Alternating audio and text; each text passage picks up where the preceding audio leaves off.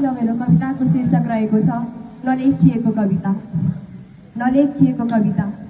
म लेख्न खोज्दै धेरै पटक प्रयास गरे तर सकिन। म लेख्न खोज्दै धेरै पटक प्रयास गरे तर सकिन। यो कहिले नलेखिएको कविता हो, यो कहिले नलेखिएको कविता हो। अब यो लेख्दै नलेखिएको कविता कहाँबाट सुरु गरौँ? अब यो लेख्दै नलेखिएको कविता कहाँबाट सुरु गरौँ? प्रेमको पहिलो स्पर्शबाट कि अन्त्य नपाएको बिछोडबाट कहिले लाग्छ यो कविता मेरो आमाको स्पर्श हो।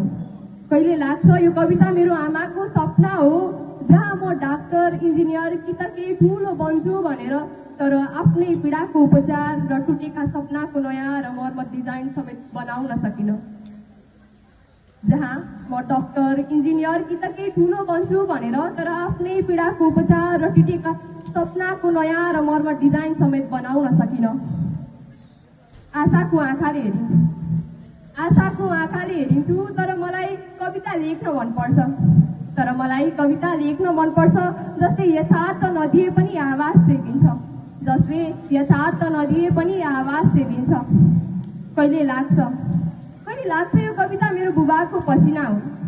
कहिले लाग्छ यो कविता मेरो बुबाको पसिना हो, जुन हरेक बिहान उठेर मेरो भोलि उज्यालो होस् भनेर बग्छ।